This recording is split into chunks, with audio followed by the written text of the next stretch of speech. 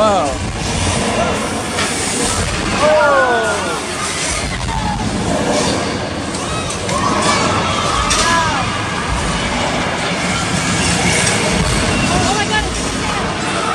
Oh!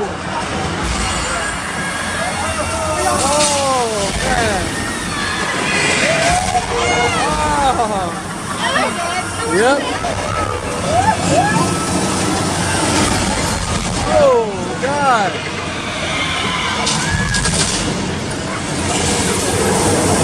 Oh.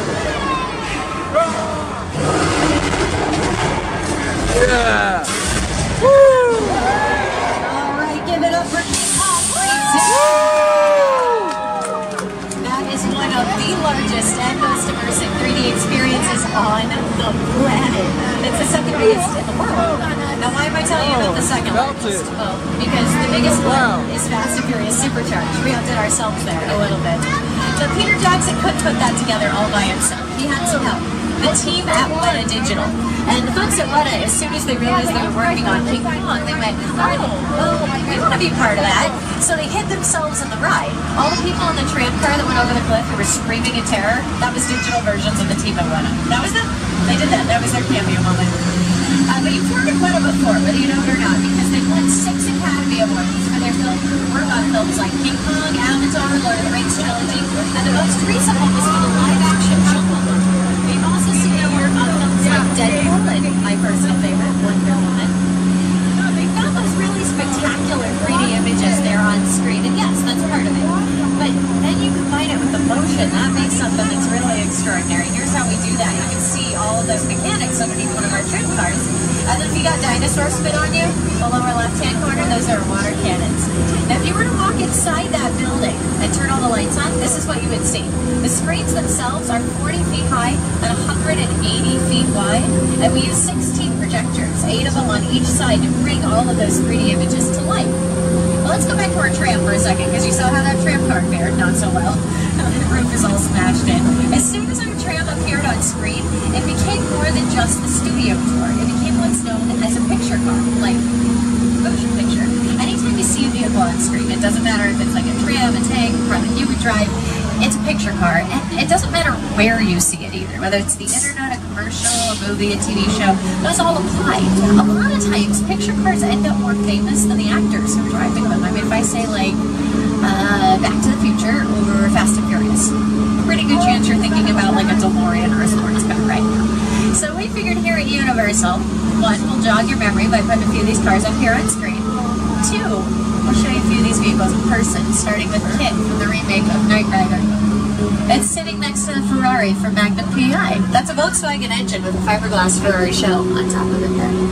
We've got Biff's car from the original Back to the Future film. And kids, this is what cars looked like 3 years ago. In 2015. It took you a minute, but you got it. I saw you. Flying Ford Edsels. Can you imagine? Can you imagine? Awful. The Flintstones cars, they rock. I gotta tell you all, there's like a moment that's happening up here in the front car with every joke I make, and it's awesome. It takes a minute. The Jeep Wrangler from Jurassic World is missing. That's because it's up on City Walk, because we're celebrating Jurassic Park's 25th anniversary, so that's either gonna make you excited or feel old. I don't know which is gonna happen there. Like, right? But if you saw Jurassic World, if you saw the first one, you probably remember this scene in the film. The dinosaurs are attacking, and then there was this guy who so clearly had his priorities in order. This is not a background actor gone rogue. Yes, it's Jimmy Buffett. That's exactly right. The founder of Margaritaville. Margaritaville was in the background the whole time. Probably didn't notice. We're going to circle it in red. Now you can never unsee it. Universal City Walk has its own Margaritaville, which you can experience later tonight. But right now, we're going to go somewhere completely different. Welcome to Jurassic Park. We saved a lot of the sets and props from the first 3 Jurassic Park films to show to you today. And we're going to work our way backwards. We're going to start with Jurassic Park 3 here on the right-hand side with this boat and the cage and all that good stuff. Looks smaller than it did on screen. That's because cameras can make things appear bigger or larger, depending on what we need. Look to the left, though, and you'll see the mobile lab from The Lost World. This is made of plywood, painted to look like metal. Not quite the real thing. This is what it looked like on screen, though, being pushed over a cliff by a couple of really angry T-Rexes. That cliff is a parking garage on our front line. And oh no, they're dinosaurs! Not good! It's okay, as long as you didn't steal any dinosaur embryos, that's gonna be water and not acid. If it's acid, you'll find out in like 2 hours. Come on, we're laughing. We know better. Those are animatronic dinosaurs. They're not the real thing. Although we did see animatronic dinosaurs in the first Jurassic Park movie, the T-Rex was a 30,000-pound robot. And if you remember, the first time we met the T-Rex, the glass saddle. Nope. Kids on set, you're filming, you get that take, it goes in the movie. That's how that works. But we've done the dinosaur attacks. Let's check out some of that weather, because yes, it's been kind of drizzly out here today. That's unusual for Southern California. We have about 350 days of sun a year. So when you need a rainstorm, you gotta use some movie magic for that. Like adding thunder sound effects or strobe lights to simulate lightning. Of course, the most important part of rainstorm is when you make it rain. So let's do that here on the left and say 3, 2, 1, rain. Resto. Timing is also really important. Now, the technology we use for this rain is highly sophisticated. It's what's known in the industry as a sprinkler system. Just like what you have on your lawn at home. Overhead sprinklers shoot that water up in the air, gravity pulls it back down to earth the way it would fall naturally. But if you've ever seen like a baseball game rained out on TV, you can't see the rain.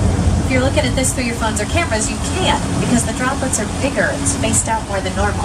If you were in a black and white film, there would be powdered milk or even ink added to the rain, just for that same purpose. But guys in the back, what you seeing back there? Tell me it's not a squirrel. I've had so many tours derailed by squirrels. It's kind of sad, actually. Oh, now we're pointing. Okay, oh no, it's a flood. Cars 3 and 4, I am so sorry. You are about to get wet. Watch out. Ooh, that's not fair. Let's hit the second car, too. Now. Oh, I didn't warn you. I'm so sorry. I forgot. If you're in a blue seat, you might get wet. Okay, but slow down. All the seats are blue. Except for mine. Now, we want to see how this looks on screen. So here it is in Big Fat Liar, starring Paul Giamatti and Amanda Bynes. Big Fat Liar used huge areas of our backlot, including here in Old Mexico, which you're seeing on the left. Old Mexico has been used as the town of Pariah in HBO's Westworld, Season 1. It was used as Tortuga in Pirates of the Caribbean, The Curse of the Black Pearl, Peru in Indiana Jones and the Kingdom of the Crystal Skull, and it was used for the movie within a movie in The Three Amigos. But we can't stay here. We're going to cross the border. We're going back in time to the Wild West. Welcome to 6 Points, Texas. At least that's what this part is, all here on the left-hand side. They are prepping and getting ready for filming here on the left, and that is literally all I can tell you on these streets. They made me sign a non-disclosure agreement. I'm not allowed to tell you anything else about it. But you will get to see where they've got some of the rigging set up. They're adding additional things to the outsides of our buildings. They've got hot set signs, so that's what it means when they're setting up and getting ready for all of that.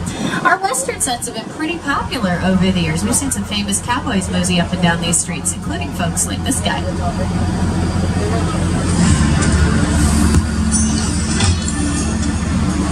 That's right. Let's try to shoot here. Looks like we got ourselves a Mexican standoff. Lucky shot. You know what? See you mount up and get out of town. All right. I'll see you again, pal. Or you can count on me. Thank you. This is the beginning of a beautiful friendship. We just have to talk it out, that's all. And I'm going to pause things there. Every time they're on a break, she's only asked 2 things of us: that you hold on to your belongings and stay seated at all times while you're in this soundstage. Especially hold on to cell phones, because if you're recording a video, you drop it in here. If they don't see it and they come back and they start filming, that shows up on Instagram. Ooh, I get in trouble. So please hold on to those cell phones. The first floor of this soundstage is always set for a subway station. The second floor is street level. Oh! Heaven a couple days ago, so it's possible that is not just a tremor. All right, everybody, hang tight. Hold on to your belongings. You're welcome to take your seats. I think we're in for a little bit of a rough ride here. Uh-oh, the ceiling's falling down over there on the left, and that's a fuel tanker from upstairs headed right for the back cars. Uh-oh. Oh, this is not good. That's on fire. This is bad. This is very, very bad. And there are sparks coming down from the ceiling. Okay, I'm not liking the look of anything happening here.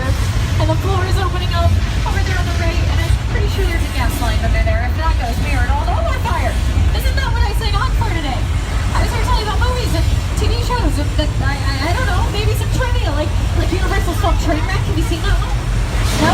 That's okay. You're about to be in it.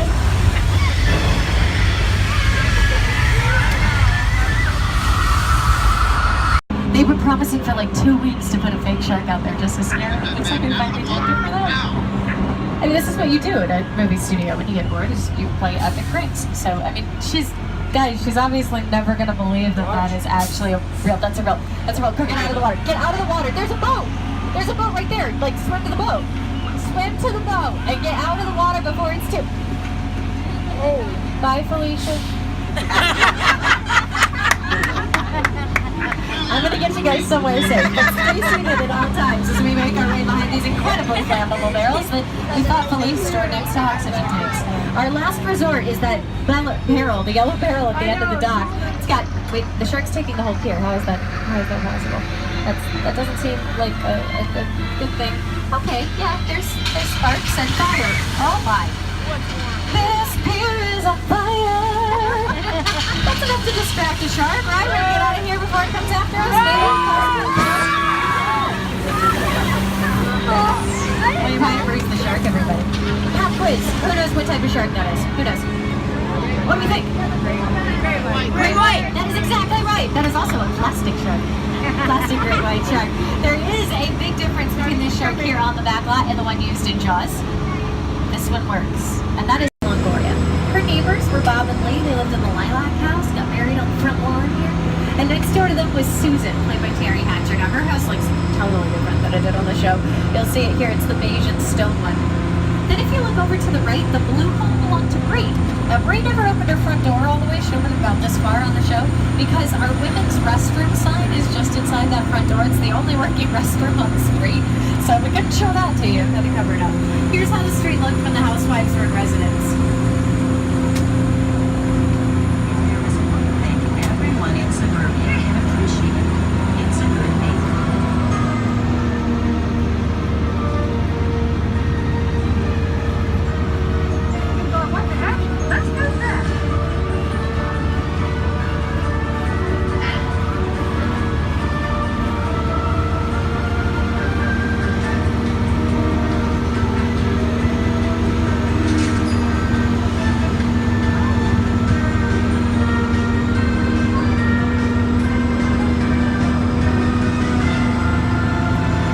As we leave Wisteria Lane, I'm going to point out some houses, some of them again, to you, because you'll